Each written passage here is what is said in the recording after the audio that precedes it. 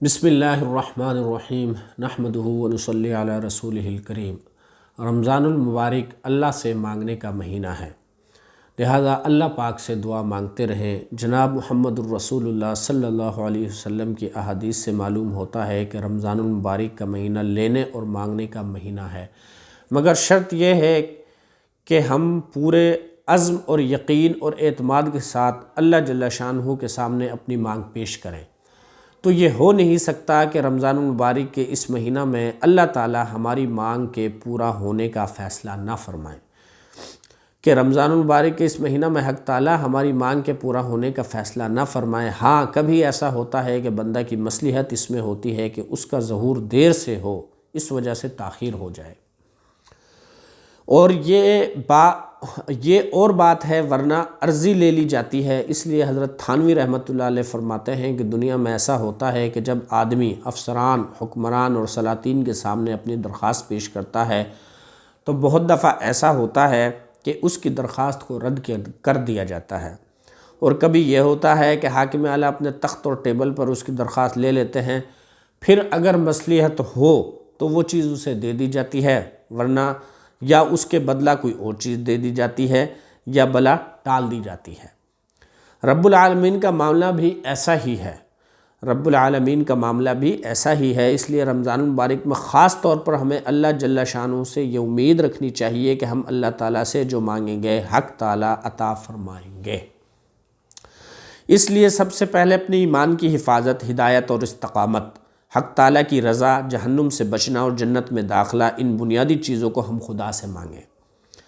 اس کے بعد حلال روزی، صحت، آبرو، عافیت اور سکون و اطمینان اور اس دینی زندگی کا سوال کریں جس پر اللہ کی طرف سے رحمتوں اور عنایتوں کی بارش ہوتی ہے۔ ہمیں آج کی اس مجلس میں طے کرنا ہے کہ ہم اللہ جل شانہ سے تعلق قائم کریں گے۔ بزرگوں نے لکھا ہے کہ اگر آدمی اللہ سے اپنا معاملہ صحیح کر لے تو پھر حالات درست ہونا شروع ہو جاتے ہیں۔ 3 اللہ کے بڑے نیک صالح بندے تھے، سفر میں تشریف لے جا رہے تھے، چلتے چلتے راستہ میں ایک باغ آیا تو وہ اپنا کھانا کھانے کے لیے وہاں رکے، بیٹھے۔ انہوں نے اپنا توشہ دان کھولا۔ باغ کا جو مالک تھا بڑا سعادت مند آدمی تھا، اس نے کہا کہ بھئی یہ ناممکن ہے کہ آپ ہمارے باغ میں ہماری زمین پہ ہوں اور کھانا اپنا کھائیں، آپ لوگ اپنے کھانے کو موقوف رکھیں اور توشہ دان بند کریں، میں گھر جا کر کھانا لے کر آتا ہوں اور آپ کو کھانا کھلاتا ہوں۔ ہر چند انکار کے باوجود وہ شخص نہ منا اور بڑے اہتمام سے بڑے عمدہ قسم کا کھانا لے کر آیا اور ان تینوں اللہ والوں کو کھانا جو ہے پیش کیا۔ وہ تینوں اللہ والے تھے، ان میں سے ایک نے کہا کہ اس کے لیے آخرت کی دعا کر دی جائے، دوسرے نے کہا کہ اس کے لیے دنیا کی دعا کر دی جائے، تیسرے نے کہا کہ دنیا ملے گی تو اس میں پھنس جائے گا اور غافل ہو جائے گا، اور ضرورت بہرحال دونوں کی ہے، کیوں نہ ایسا ہو کہ ہم اس کے لیے دنیا آخرت دونوں کی دعا کر دیں۔ چنانچہ ان تینوں بزرگوں نے دعا کی اور اس کا دنیا کا کام بھی بن گیا اور اس کا آخرت کا کام بھی بن گیا۔ تاریخ میں ایک عجیب واقعہ ہے، آپ کو تعجب ہوگا کہ ایک بزرگ سے کسی شخص نے کہا کہ اہل اللہ کی کیا شان ہوتی ہے، اہل اللہ کی کیا شان ہوتی ہے؟ انہوں نے فرمایا کہ جو اہل اللہ ہوتے ہیں ان کا معاملہ یہ ہوتا ہے کہ اگر وہ پہاڑ سے کہہ دیں کہ وہ اپنے مقام سے ہٹے تو اس کا اثر یہ ہوگا کہ پہاڑ اپنی جگہ سے ہٹنے لگے گا۔ ابھی انہوں نے صرف یہ بات فرمائی تھی، دیکھتے کیا ہے کہ سامنے جو پہاڑ تھا اس میں حرکت ہوئی اور وہ بڑھنا شروع ہوا۔ انہوں نے اس کو ہاتھ سے اشارہ کیا اور فرمایا کہ میں تجھے چلنے کے لیے نہیں کہتا بلکہ ایک حقیقت بیان کرنا چاہتا ہوں۔ ایسے ہی ایک بزرگ کے بارے میں ہے کہ ان سے کسی نے پوچھا کہ اہل اللہ کی کیا شان ہوتی ہے؟ وہ صاحب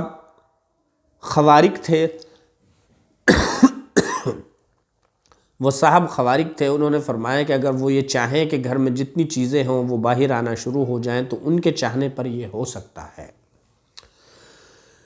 ابھی صرف اتنا ہی کہا تھا کہ اندر کی چیزیں باہر آنے لگیں، پلنگ باہر آ رہا ہے، کرسی باہر آ رہی ہے، گویا سب اندر کی چیزیں باہر آنے لگی، تو انہوں نے فرمایا کہ میرا منشا یہ نہیں کہ تم باہر آؤ۔ یہ بڑے حضرات تھے کہ جن کے فرمانے پر ان چیزوں کا ظہور ہوتا تھا، مگر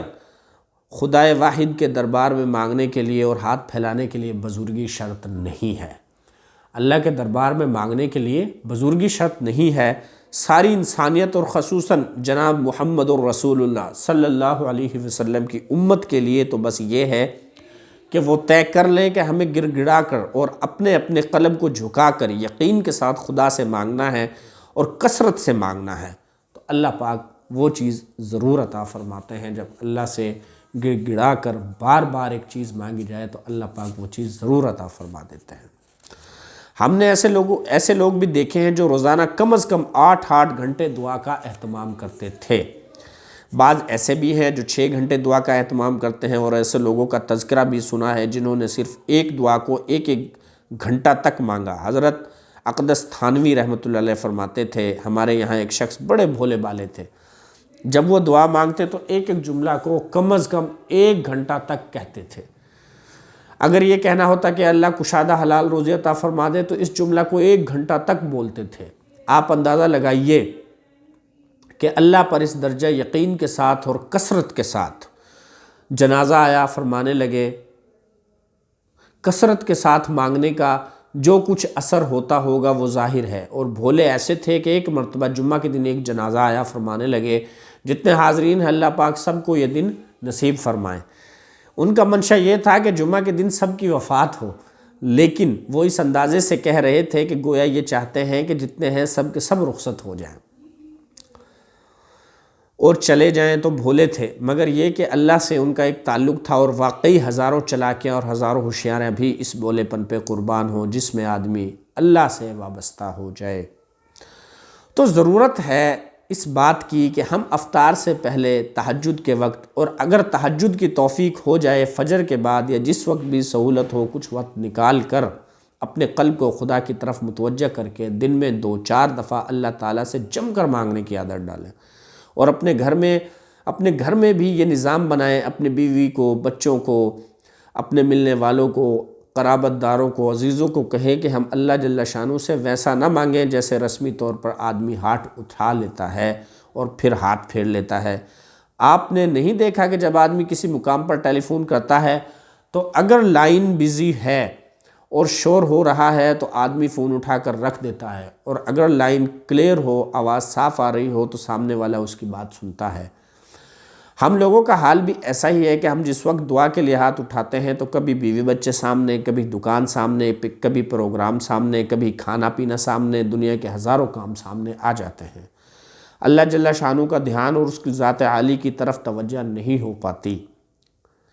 جس کی وجہ سے دعا میں طبیعت نہیں لگتی۔ لیکن اس وجہ سے دعا چھوڑنا نہیں چاہیے، بلکہ دعا کرتے رہنا چاہیے۔ دعا مانگتے مانگتے پھر دھیان جمنے لگے گا۔ اللہ سے مانگیں، خوب مانگیں، ڈٹ کر مانگیں، انشاءاللہ دعا مانگنے میں آپ کا دھیان لگے گا، پھر دھیان جمنے لگے گا اور لائن بالکل کلیئر ہو جائے گی، یہ خیالات سب ہٹنے لگیں گے۔ اور میں نے اپنے بزرگوں سے سنا اور خود بھی تجربہ کیا کہ آدمی اگر دعا شروع کرے تو شروع میں طبیعت نہیں لگتی، دل نہیں لگتا دعا میں، مگر اس کے بعد اگر جم کر کرتا رہے اور اس کی عادت ڈال لی جائے تو پھر ایسا جی لگے گا کہ اس کا نفس چاہے گا کہ ہاتھ رکھ دے، اور اس کا دل کہے گا نہیں، کچھ اور سوال کر لوں، نہیں، کچھ اللہ تعالیٰ سے مانگ لوں، تو اللہ تعالیٰ سے مانگ کر قوت اور ایک یقین محسوس کرے گا، ایک طمانینت اور سکون محسوس کرے گا۔ نیز اللہ جل شانہ بلائیں اور مصائب اس سے بلائیں اور مصائب اس سے دفع کریں گے، اور اگر اس کے باوجود تقدیر الہی سے یہ شامت اعمال سے کوئی حال پیش آ جائے تو یہ اللہ جل شانہ کی طرف سے جھنجھوڑنے اور بیدار کرنے کی شکل ہوگی۔ حالات جو ہوتے ہیں وہ مومن کی غفلت کو دور کرتے ہیں۔ آپ کو معلوم ہے کہ سونے والے 20 قسم کے ہوتے ہیں، بعض آہٹ سے اور بعض اشارہ سے اور بعض معمولی سسراہٹ سے بیدار ہو جاتے ہیں، اور بعض ایسے سوتے ہیں کہ ان کے پاس چیخنا پڑتا ہے، کچھ وہ ہوتے ہیں کہ انہیں جھنجھوڑنا پڑتا ہے، کچھ وہ ہوتے ہیں کہ ان پر پانی چھڑکنا پڑتا ہے، تب جا کر وہ بیدار ہوتے ہیں۔ ٹھیک اسی طرح ہم لوگ غفلت کی نیند میں ہیں۔ اللہ جل شانہ غفلت کی نیند کو دور کرنے کے لیے کبھی حالات لاتے ہیں، کبھی چیزوں میں گرانی ہو جاتی ہے، کبھی چیزیں چھین لی جاتی ہیں، کبھی خوف کی کیفیت پیدا کر دی جاتی ہے، کبھی قلوب میں نا اتفاقی پیدا ہو جاتی ہے، کبھی سکون فوت ہو جاتا ہے۔ یہ سارے حالات خدا کے دست قدرت میں ہیں، یہ سب حالات اللہ کے ہاتھ میں ہیں۔